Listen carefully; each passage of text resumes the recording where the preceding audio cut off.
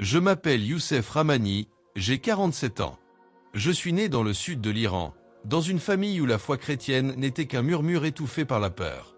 Marié, père de 2 enfants, j'ai longtemps vécu dans la peur de parler de ma foi. Mais ce que j'ai vécu un jour de 2019 a bouleversé à jamais mon existence. Aujourd'hui, je t'invite à t'installer confortablement. Ce que tu vas entendre n'est pas une histoire parmi d'autres, c'est un rendez-vous divin. Parce que dans cette vidéo, tu vas voir comment Jésus agit encore au cœur du feu, littéralement. Avant de continuer, écris en commentaire cette déclaration de foi. Jésus est plus fort que le feu. Abonne-toi à cette chaîne pour ne rien manquer des prochains témoignages. Et partage cette vidéo avec une personne qui traverse une épreuve brûlante. Dis-nous aussi d'où tu nous regardes. Ce témoignage est un voyage à travers les flammes, pas seulement celle du feu, mais aussi celle des épreuves, du doute et de la foi. Et à chaque étape, Jésus a révélé un signe que même dans la fournaise, il est vivant. Lorsque nous avons été jetés dans le feu, le monde autour de nous est devenu chaos. La peur, l'odeur de la fumée, le crépitement des flammes, et les cris de mes frères et sœurs se mêlaient dans un vacarme assourdissant. J'ai senti mes jambes trembler sous moi, mais malgré tout, une étrange clarté s'est imposée dans mon esprit. Je savais, au plus profond de mon âme, que Jésus était présent. La douleur que l'on aurait dû ressentir n'existait pas. Au lieu de brûlure, j'ai senti une chaleur étrange, douce, comme si le feu lui-même avait été transformé en un manteau de protection autour de nous. Mes compagnons criaient, certains pleuraient, mais personne n'était blessé. Leurs visages, déformés par la peur, étaient pourtant illuminés par une lumière que je n'avais jamais vue auparavant. C'était comme si chaque personne était entourée d'une aura divine, un mur invisible que le feu ne pouvait franchir. J'ai vu Mohamed, un jeune frère de notre église clandestine, tomber à genoux, la main levée vers le ciel, murmurant « Seigneur, sauve-nous ». Et c'est à cet instant que le phénomène le plus incroyable s'est produit. La flamme autour de lui a semblé se plier, s'écarter, comme si elle respectait la prière de sa foi. J'ai ressenti une émotion profonde en voyant cela, un mélange de gratitude, d'émerveillement et de peur. Car il n'y avait aucun doute, ce qui nous protégeait dépassait toute explication humaine. Nos persécuteurs, qui pensaient nous détruire, hurlaient de rage et d'incompréhension.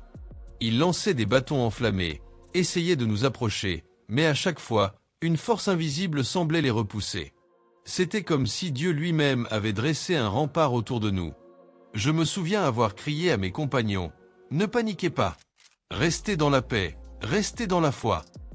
Certains me regardaient avec des yeux remplis de désespoir, mais je pouvais voir dans leur cœur la même conviction. Jésus ne nous abandonnerait jamais. À un moment, j'ai levé les yeux vers le ciel, espérant une réponse divine. Et alors, une lumière pure et brillante est descendue du ciel, touchant le centre du cercle de feu. La lumière était si intense qu'elle me faisait plisser les yeux, mais en même temps, elle apportait une chaleur douce, réconfortante, et une paix intérieure que je n'avais jamais ressentie auparavant. Chaque flamme autour de nous semblait se rétracter devant cette lumière, comme si elle reconnaissait une autorité supérieure. Je me souviens distinctement des paroles qui me sont venues à l'esprit à ce moment-là.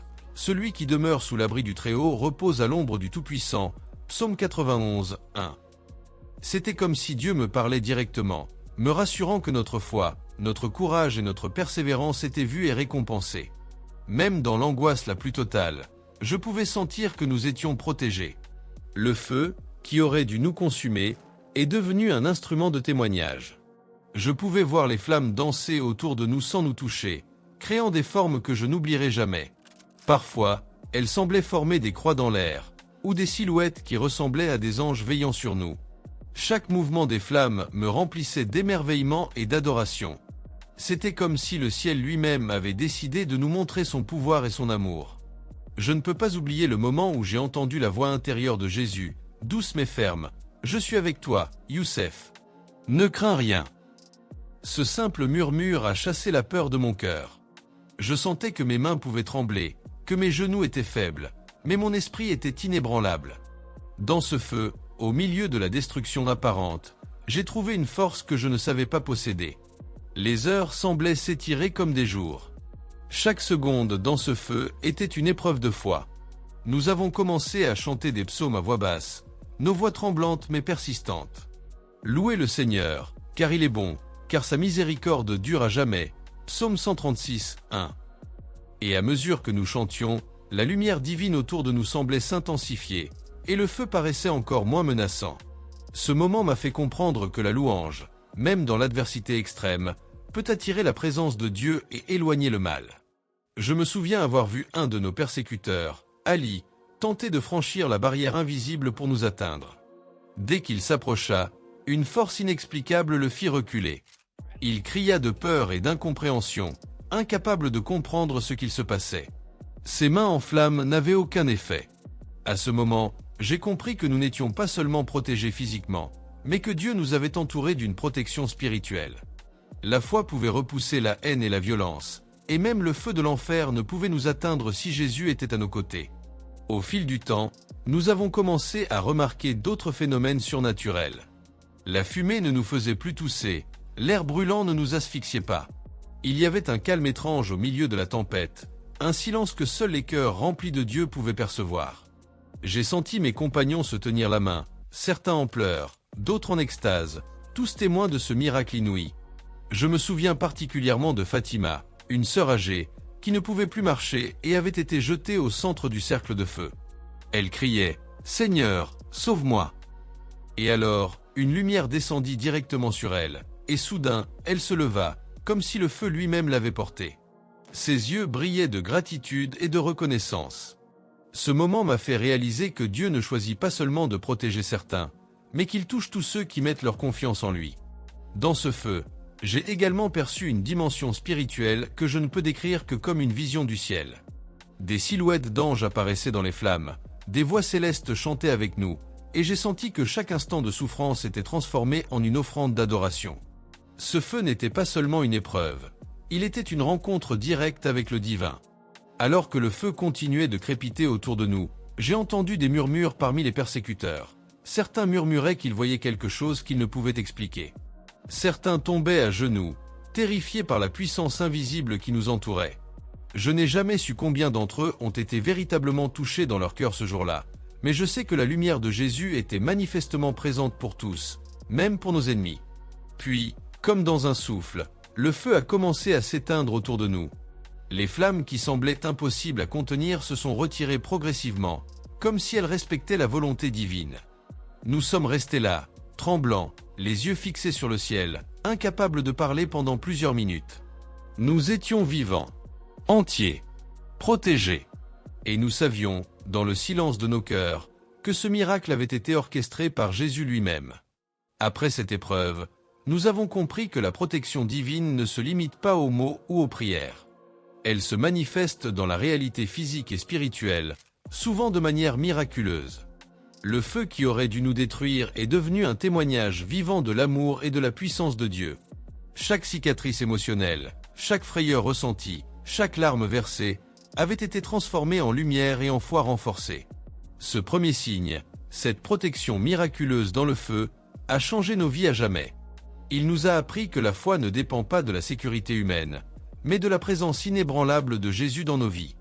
Il nous a montré que même dans les moments les plus sombres, Dieu peut agir de manière visible et tangible, repoussant le mal et nous guidant vers la lumière. Après avoir été miraculeusement protégés du feu, nous pensions que le plus difficile était passé. Mais Dieu avait prévu une leçon encore plus profonde pour nous. Lorsque nous avons été sortis du cercle de flammes, nos corps tremblaient, nos vêtements étaient carbonisés et nos poumons remplis de fumée. La douleur physique était là, réelle, mais ce n'était rien comparé au poids émotionnel que nous portions dans nos cœurs. Certains de mes frères et sœurs avaient perdu connaissance, d'autres étaient terrifiés, incapables de parler ou de bouger. Je me suis agenouillé à côté de Mohamed et de Fatima, tenant leurs mains, priant silencieusement. Mon corps entier était épuisé, mais mon esprit était en alerte. C'est à ce moment que j'ai ressenti une présence qui dépassait toute compréhension. Une lumière douce et chaude a commencé à envelopper nos corps. Je pouvais sentir l'énergie circuler à travers moi, une force qui réparait chaque muscle brûlé, chaque souffle qui semblait perdu. Alors que je regardais mes compagnons, j'ai vu quelque chose d'incroyable. Les brûlures superficielles commençaient à disparaître. La douleur diminuait progressivement, remplacée par une sensation de chaleur et de paix. Fatima ouvrit les yeux et me regarda, incrédule, en murmurant « Youssef, je ne sens plus la douleur ». Ces mots étaient entrecoupés de larmes, mais ces larmes n'étaient pas de souffrance, elles étaient de gratitude. Je compris immédiatement que ce que nous vivions n'était pas seulement un soulagement physique, mais une guérison miraculeuse orchestrée par Dieu. Le feu avait été là pour tester notre foi, mais maintenant, il servait à nous montrer que Jésus pouvait guérir même les blessures que le monde croyait irréversibles.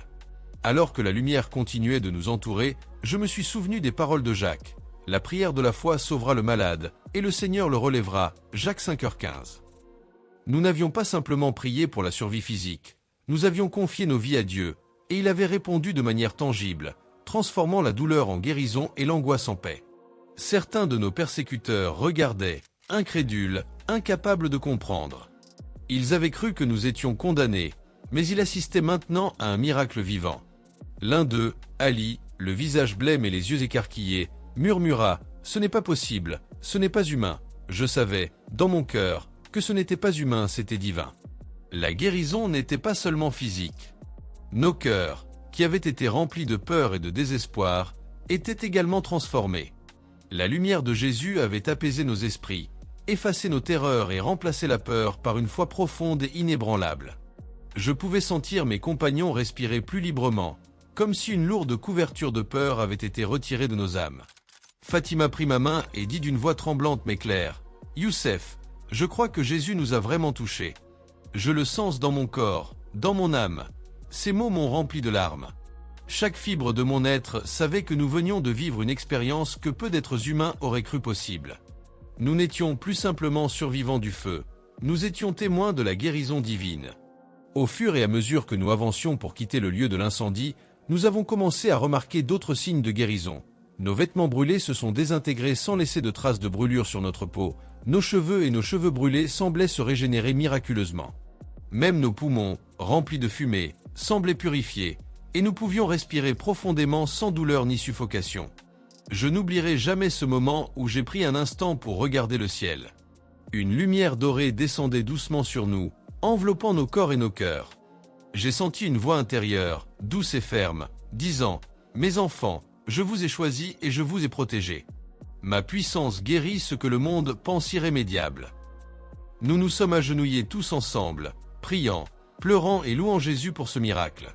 Chaque larmée que nous versons était une offrande de gratitude. Nous avions traversé le feu, mais c'était la guérison qui nous montrait pleinement l'amour incommensurable de Dieu. Dans les jours qui ont suivi, notre communauté s'est rassemblée pour partager nos témoignages. Les nouvelles de notre survie miraculeuse se sont répandues, et beaucoup ont commencé à croire en Jésus grâce à ce témoignage. Je me souviens de ce jeune homme qui avait hésité à venir à l'église clandestine, qui me regardait les yeux remplis d'émotion et me disait « Si Dieu peut guérir ses blessures, alors il peut transformer ma vie aussi. » Ce signe a changé notre perception de la foi. Nous avons compris que la foi n'est pas seulement de croire que Dieu existe, mais de croire qu'il agit réellement dans nos vies, même lorsque la logique humaine semble impossible. La guérison miraculeuse au milieu de la souffrance a été une leçon. Notre foi ne dépend pas des circonstances, mais de la puissance de Jésus. Je n'oublierai jamais le moment où nous avons quitté le lieu du feu. Chacun de nous marchait avec une force nouvelle, un courage renouvelé et un cœur rempli de gratitude. Même les blessures invisibles, la peur, la haine et le traumatisme avaient commencé à se dissiper grâce à la puissance divine. Ce deuxième signe n'était pas seulement pour nous protéger ou nous sauver. Il avait un but plus grand, montrer au monde que Jésus guérit là où il n'y a aucun espoir. Chaque respiration que nous prenions, chaque sourire que nous échangions était une preuve vivante que Dieu était réel, que sa compassion et sa puissance étaient infinies.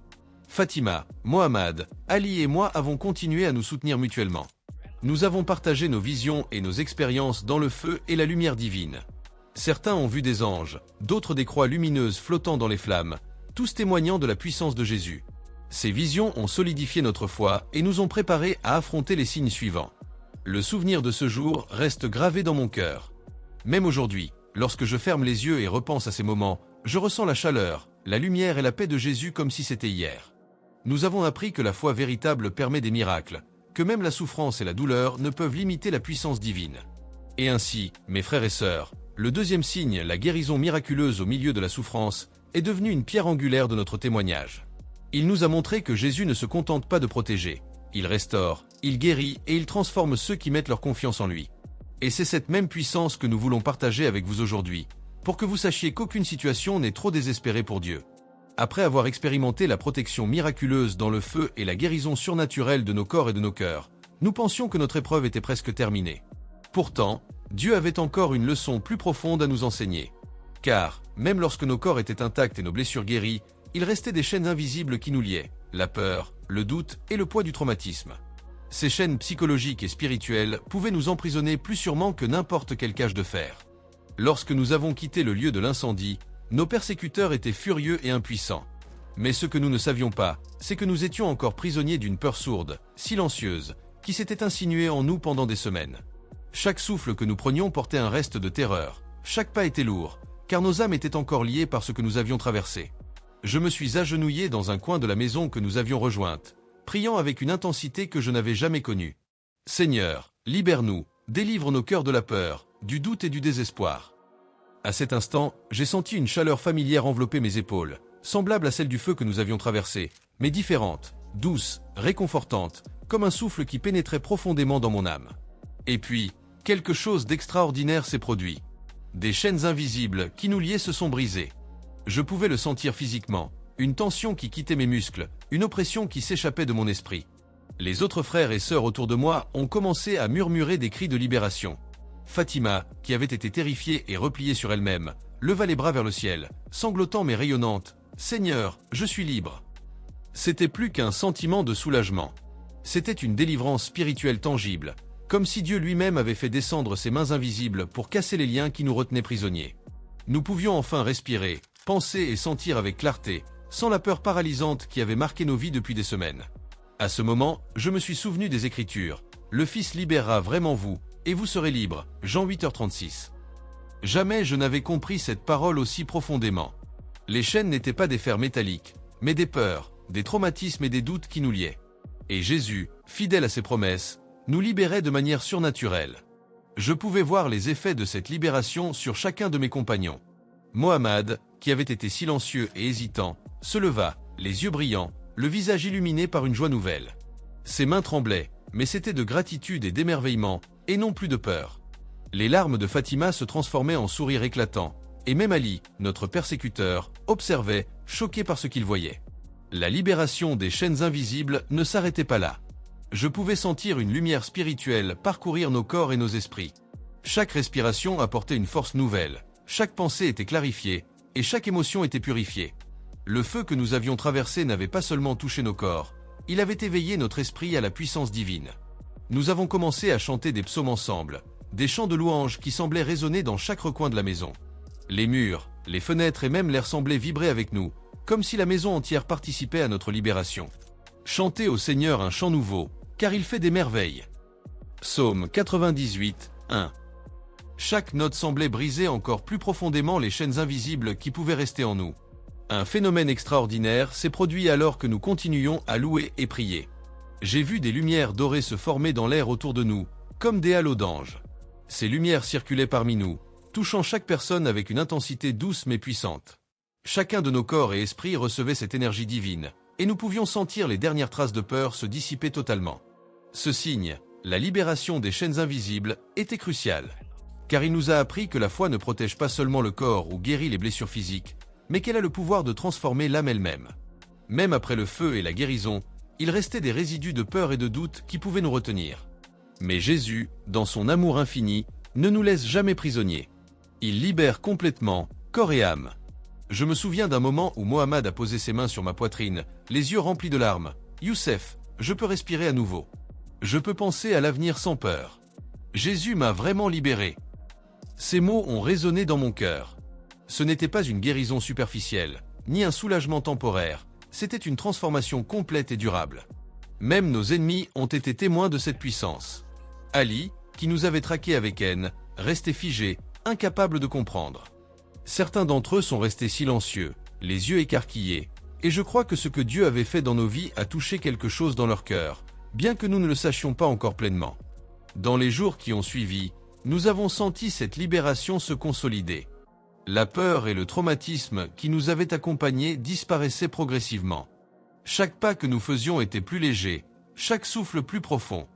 La présence de Dieu n'était plus seulement ressentie dans le feu ou la lumière divine, elle était désormais inscrite dans notre être, comme une énergie permanente et inébranlable.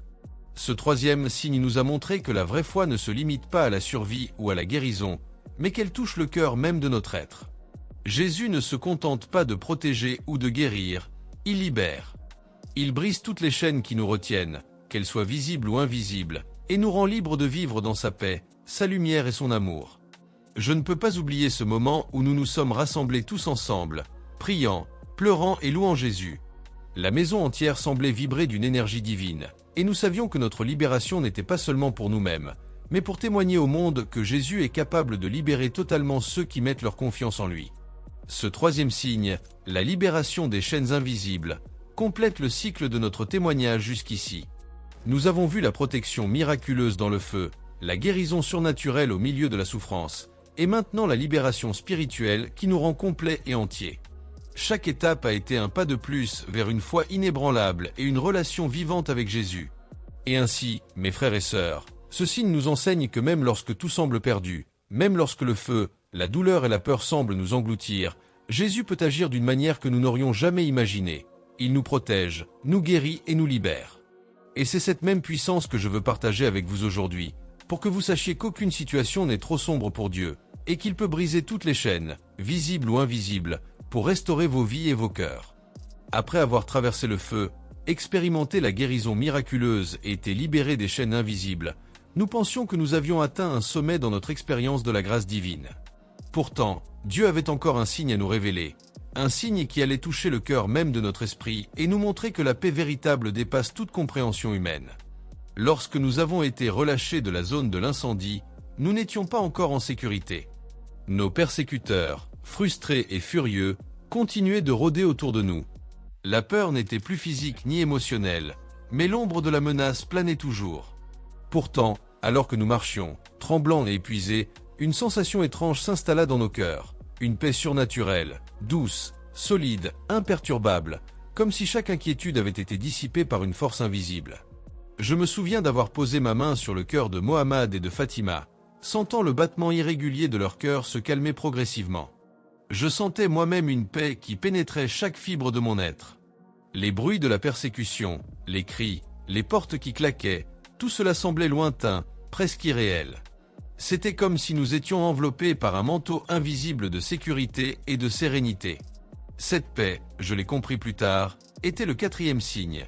Jésus manifestait sa paix divine au milieu du chaos. Alors que nous continuions notre chemin, j'ai commencé à remarquer des phénomènes extraordinaires.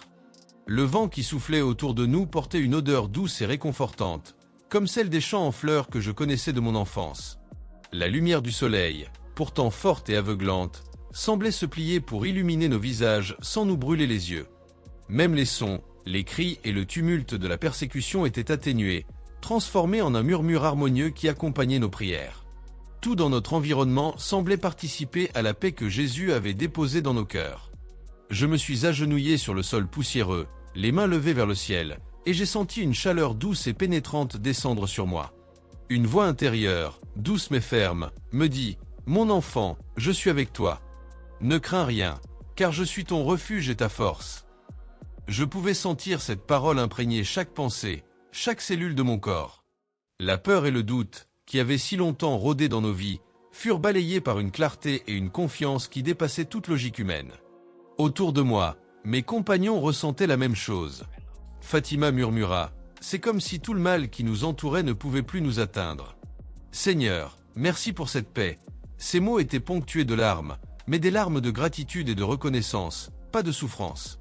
Mohammad, les yeux fermés, répétait doucement, « Paix, paix, paix. » Seigneur, que ta paix remplisse nos vies. Leur voix se mêlait à la mienne dans une prière silencieuse et collective, et c'était comme si nous formions un seul cœur, unis dans la foi et la tranquillité. Cette paix surnaturelle n'était pas seulement un sentiment. Elle se manifestait physiquement et spirituellement. Nos pas étaient légers, nos respirations profondes, nos pensées claires. Même nos blessures physiques, qui avaient commencé à guérir grâce au deuxième signe, semblaient se stabiliser et se renforcer sous l'effet de cette présence divine. C'était une paix active, qui agissait à la fois sur nos corps, nos esprits et nos cœurs. Elle nous préparait à affronter non seulement le présent, mais aussi l'avenir, peu importe les défis. Au moment où nous avancions, j'ai aperçu nos persécuteurs de loin. Ils nous observaient, hésitants, incapables de comprendre ce qu'ils voyaient. Leurs visages reflétaient la confusion, la frustration et même la peur. Certains murmuraient entre eux, « Comment est-ce possible? Il devrait être paralysé par la peur ou la douleur. » Mais nous marchions avec une confiance tranquille, un calme qui dépassait toute explication humaine. C'était le pouvoir de la paix de Dieu, manifesté au milieu de l'adversité. Je me suis souvenu alors des paroles du Christ, « Je vous laisse la paix, je vous donne ma paix. Je ne vous donne pas comme le monde donne. Que votre cœur ne se trouble point et ne s'alarme point. » Jean 14h27. Ce verset n'avait jamais été aussi réel. Nous ne vivions pas dans une illusion ou un sentiment passager. Nous ressentions une paix divine tangible, qui avait la puissance de protéger, de rassurer et de fortifier nos âmes contre toute attaque. Même le chaos extérieur ne pouvait nous atteindre. Au fil des heures, cette paix s'est intensifiée. J'ai commencé à percevoir des lumières dorées et blanches qui entouraient notre groupe, des silhouettes d'anges veillant sur nous, leur présence invisible mais perceptible, renforçant notre sérénité. Les flammes que nous avions traversées, les blessures, la peur et le désespoir étaient désormais transformées en une expérience de grâce et de lumière.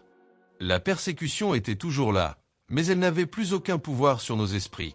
Jésus avait fait de nos cœurs un sanctuaire inviolable. Chaque geste que nous faisions, chaque respiration que nous prenions, semblait synchronisée avec cette paix. Fatima, Mohamed et moi avons commencé à chanter des louanges, doucement au début, puis avec force et confiance. Nos voix résonnaient dans les rues silencieuses et semblaient répondre aux murmures de la nature elle-même. Le vent, le ciel et même le sol semblaient harmoniser avec notre adoration. C'était comme si l'univers entier participait à cette démonstration de paix divine. Ce quatrième signe n'était pas seulement pour nous réconforter. Il avait une portée plus large. Il montrait que Jésus peut donner une paix qui dépasse toute compréhension humaine, même lorsque la vie est menacée. La protection physique et la guérison étaient visibles. Mais cette paix spirituelle était un témoignage profond et durable. Elle nous rappelait que peu importe ce qui se passe autour de nous, peu importe le chaos, peu importe la douleur, Jésus peut placer un cœur en sécurité dans la tempête. J'ai pris un moment pour contempler mes compagnons. Leurs yeux brillaient d'une lumière nouvelle, un mélange de reconnaissance, de foi et d'assurance. Chacun de nous portait désormais la marque d'une expérience divine. Non pas une marque visible, mais une transformation intérieure profonde. Cette paix les avait changés, leur donnant une force et une sérénité que rien ne pouvait ébranler. Je me souviens aussi des paroles que j'entendais intérieurement. « Celui qui me suit ne marchera pas dans les ténèbres, mais il aura la lumière de la vie. » Jean 8h12. Cette lumière de la vie, cette paix profonde, nous accompagnait à chaque pas. Nous n'étions plus seulement survivants du feu ou guéris de nos blessures. Nous étions des témoins vivants de la puissance de Jésus, capables de marcher dans la tempête avec confiance et sérénité. Alors que nous quittions progressivement les lieux de la persécution, nous avons compris que ce signe, la manifestation de la paix surnaturelle, préparait notre esprit pour les révélations à venir. Chaque étape de notre parcours démontrait un aspect différent de la puissance divine. Protection, guérison, libération et maintenant paix. Ces signes se complétaient et nous donnaient la foi nécessaire pour affronter les épreuves futures, avec assurance et courage. Mes frères et sœurs, ce quatrième signe nous enseigne une vérité profonde. La paix de Jésus n'est pas un simple état d'esprit passager. C'est une force tangible, protectrice et vivante, capable de transformer nos peurs en courage, nos doutes en certitude et nos cœurs en sanctuaire inviolable. Même lorsque le monde semble s'effondrer autour de nous, cette paix peut demeurer, immuable et puissante. Et ainsi, nous avons continué notre chemin, guidés par cette paix surnaturelle, le cœur léger et rempli de gratitude.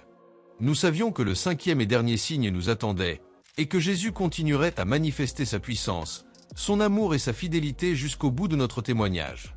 Après avoir traversé le feu, expérimenté la guérison miraculeuse, été libérés des chaînes invisibles et ressenti la paix surnaturelle, nous pensions avoir touché le sommet de la grâce divine. Pourtant, Jésus avait prévu un dernier signe, un signe ultime qui allait dépasser tout ce que nous avions connu. Ce signe se manifesta alors que nos persécuteurs, désespérés de ne pas pouvoir nous détruire, préparèrent un dernier acte de violence. Ils nous encerclèrent et nous menaçaient de mort directe. Cette fois, il ne s'agissait pas seulement du feu, de la douleur ou de la peur. Il s'agissait de la menace de la mort imminente, d'une épreuve ultime où seul notre cœur et notre foi pouvaient nous soutenir. Lorsque l'ombre de la mort s'est approchée, une peur intense aurait dû nous paralyser. Mais au lieu de cela, une lumière éclatante est descendue du ciel, enveloppant chacun de nous dans une clarté divine. Cette lumière n'était pas aveuglante ni douloureuse, Elle était chaude, réconfortante et pleine de force, comme si chaque rayon contenait la promesse de Jésus. « Ne crains rien, je suis avec toi. » Je levai les yeux et vis, pour la première fois, une vision directe du divin. Au-dessus de nous, dans le ciel, se tenait une figure lumineuse, majestueuse, entourée de gloire et d'anges aux ailes éclatantes. Sa présence était si imposante que le sol semblait vibrer légèrement sous sa puissance. Pourtant, cette puissance n'était pas menaçante, elle était pleine d'amour, de compassion et de majesté infinie. Mon cœur se serra et en même temps s'ouvrit, nous étions face à Dieu lui-même. Les persécuteurs, eux, restèrent figés, incapables de bouger ou de comprendre ce qu'ils voyaient. Certains tombaient à genoux, terrorisés et fascinés à la fois. Ils avaient cru détenir le pouvoir sur nos vies, mais maintenant, ils faisaient face à une autorité supérieure qu'ils ne pouvaient défier. La gloire divine les paralysait, leur colère s'éteignait et la peur prenait la place de la haine. Au milieu de cette vision, je sentis une force invisible nous élever légèrement au-dessus du sol, comme si la peur et le danger étaient repoussés par un mur spirituel que seul Jésus pouvait créer. Mes compagnons étaient silencieux, bouche bée, les yeux remplis de larmes, chacun ressentant l'ampleur du miracle. Fatima murmura, « Youssef, regarde, c'est Jésus. Il est là. Il nous protège. » Je me souvenais alors des paroles de Jésus. « Car où 2 ou 3 sont assemblés en mon nom, je suis au milieu d'eux. » Matthieu 18h20. Cette promesse prenait vie devant nous, tangible et magnifique. La présence divine n'était pas distante ou abstraite, elle était réelle, puissante et immédiate. Elle touchait nos cœurs, nos esprits et nos corps d'une manière que nous ne pourrions jamais oublier. Alors que nous étions enveloppés par cette lumière, une chaleur douce et pénétrante nous traversa. Toutes les craintes, toutes les angoisses de la mort, toutes les doutes qui pouvaient subsister depuis le feu furent dissipés en un instant. Je sentis mon esprit s'ouvrir totalement à la foi, une foi qui n'avait plus aucune limite, aucune peur. Même Mohammed, qui avait parfois vacillé dans son courage, semblait transformé. Ses yeux brillaient d'une lumière nouvelle, et il murmura « Seigneur, je t'appartiens entièrement. » Et puis, quelque chose d'inouï se produisit. La lumière divine forma un cercle protecteur autour de nous, repoussant les persécuteurs et toutes les forces de haine qui les accompagnaient. C'était comme si le ciel lui-même avait pris position pour défendre les siens. Aucun pouvoir terrestre ne pouvait franchir cette barrière sacrée. Même le feu, les armes et les menaces semblaient désormais inoffensifs face à la puissance de Jésus. Je sentis alors une inspiration profonde et une certitude absolue. La foi active peut manifester la puissance de Dieu dans le monde matériel.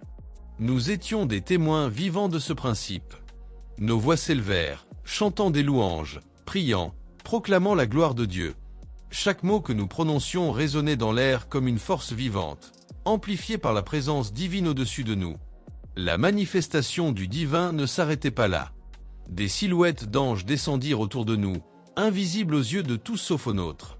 Ces messagers célestes nous entouraient de lumière et de protection, et je pouvais sentir leur énergie pure traverser nos corps et nos cœurs. Leur présence confirmait ce que nous savions déjà. Jésus ne se contente pas de protéger ou de guérir, il manifeste sa gloire là où la foi persiste. Alors que nous étions toujours entourés par cette vision, j'ai vu un phénomène encore plus extraordinaire. La lumière divine forma des symboles dans l'air, des croix, des signes de paix, et des mots lumineux dans une langue céleste que nous pouvions comprendre par l'intuition. « Ne crains rien, je suis avec vous, je vous sauve. » Ces signes étaient vivants, dansant dans la lumière, renforçant notre conviction que ce que nous vivions n'était pas un simple miracle, mais une révélation directe de Dieu. Mes compagnons et moi avons commencé à pleurer de joie. Les larmes n'étaient plus de douleur, de peur ou de désespoir. Elles étaient l'expression pure de la foi retrouvée, du contact direct avec la divinité et de la certitude que Jésus pouvait accomplir l'impossible. Chaque respiration, chaque mouvement, chaque pensée était illuminée par la présence divine. Puis, comme dans un souffle, la lumière commença à se retirer lentement, mais son effet resta. Nos cœurs étaient transformés, nos âmes purifiées, et nous savions que nous avions été témoins de quelque chose d'éternel. Les persécuteurs, quant à eux, reculèrent, bouleversés et incapables de comprendre ce qu'ils avaient vu. Certains fuirent, d'autres tombèrent à genoux, silencieux et effrayés, car la puissance de Dieu avait été manifestée devant eux. Ce 5e signe, la vision du divin et la manifestation de la foi devant la mort, était le couronnement de notre expérience. Il nous enseignait que Jésus n'est pas seulement un protecteur ou un guérisseur. Il est le maître de la vie et de la mort, capable de manifester sa gloire devant les hommes, de transformer la peur en foi et de donner une force surnaturelle à ceux qui lui appartiennent. Ce dernier miracle a cimenté notre foi pour toujours. Même aujourd'hui, lorsque je repense à ce moment, je sens une paix profonde, une certitude inébranlable et une gratitude infinie. Nous avons traversé le feu, été guéris, libérés, entourés de paix et finalement témoins de la gloire divine. Chaque étape a été orchestrée par Jésus pour nous enseigner, nous fortifier et préparer notre témoignage pour le monde. Et c'est avec cette certitude que nous continuons notre chemin, partageant notre histoire, proclamant la puissance de Dieu et encourageant tous ceux qui luttent dans la peur, la douleur ou la persécution. Jésus est vivant, il guérit, il libère, il protège et il se manifeste là où la foi persiste. Après avoir traversé les flammes, expérimenté la guérison miraculeuse, été libéré des chaînes invisibles, ressenti la paix surnaturelle et enfin été témoin de la gloire divine, un silence profond s'installa en nous. Ce silence n'était pas vide, il était plein de sens, comme si l'univers entier retenait son souffle pour que nous puissions entendre la vérité ultime. Je savais dans mon cœur que le moment de révélation était arrivé. Nous étions assis dans une pièce abandonnée, le sol poussiéreux recouvert des traces de notre passage. Nos vêtements étaient encore endommagés par le feu, mais nos corps, nos cœurs et nos esprits avaient été transformés par la puissance de Dieu. Fatima, Mohamed et moi-même étions silencieux, les yeux fermés, les mains jointes, respirant profondément.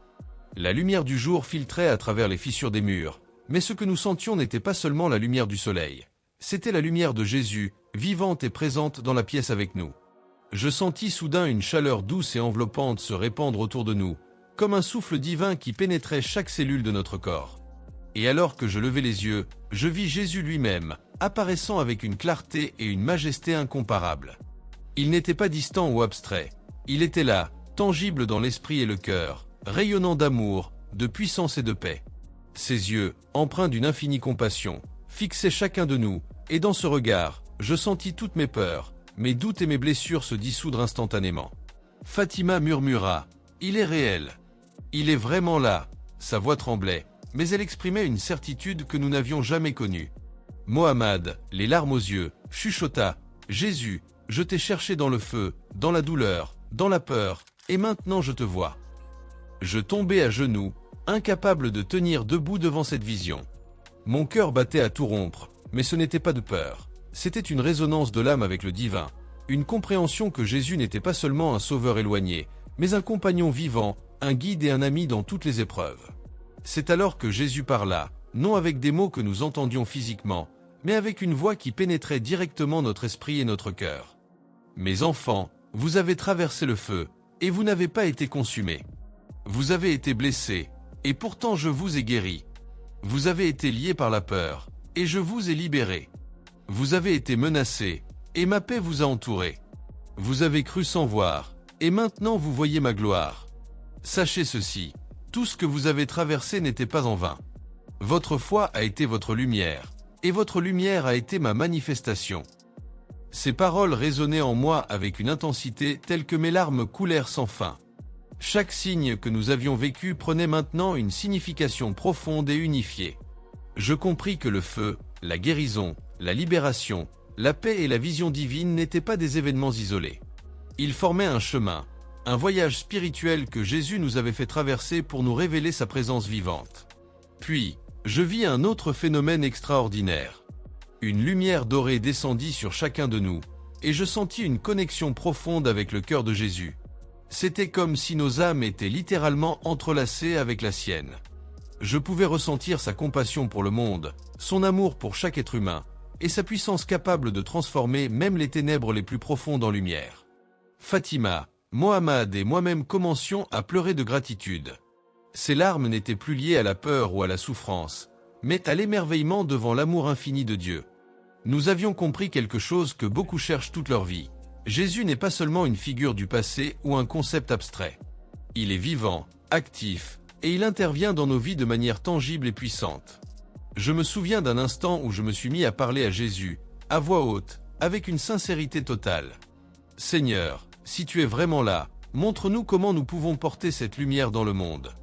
Montre-nous comment nous pouvons témoigner de toi sans peur, sans doute, sans retenue. » Et la réponse fut immédiate. Une chaleur douce et une voix intérieure me guidèrent. Mes enfants, portez votre témoignage avec courage. Laissez ma lumière briller à travers vos paroles et vos actions. Même face à l'opposition, à la persécution, à la peur, votre foi sera un phare. Ce que vous avez vu et vécu est pour inspirer le monde et révéler mon amour éternel. À ce moment, je compris que notre témoignage n'était pas uniquement pour nous-mêmes ou pour notre communauté immédiate. Il était destiné à tous ceux qui se trouvent dans la peur, le doute ou la persécution, afin qu'ils sachent que Jésus est vivant, qu'il voit, qu'il entend et qu'il agit. Je regardais autour de moi mes compagnons. Leurs visages étaient illuminés par une lumière intérieure. Leur foi avait été transformée en certitude. Chaque blessure, chaque peur, chaque doute avait été transmué en courage, en paix et en amour. Nous étions prêts à continuer notre mission, témoigner de l'amour de Jésus, non pas seulement par des paroles, mais par nos vies changées.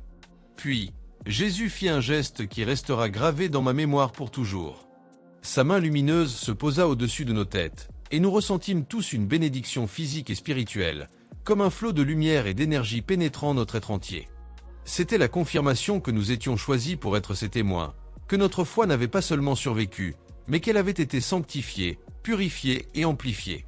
Dans ce moment, je compris que le témoignage chrétien ne se limite pas à survivre à l'adversité, mais à porter la lumière de Jésus là où règne l'ombre, à inspirer, fortifier et transformer les cœurs autour de nous.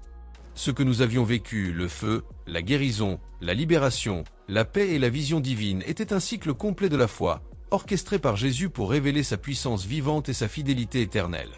Fatima murmura alors, presque en chuchotant, « Youssef, je comprends maintenant, tout ce que nous avons vécu, c'était pour voir Jésus dans toute sa gloire et pour que nous soyons ses témoins. » Je hochai la tête, incapable de parler, tant mon cœur débordait de gratitude et d'émerveillement.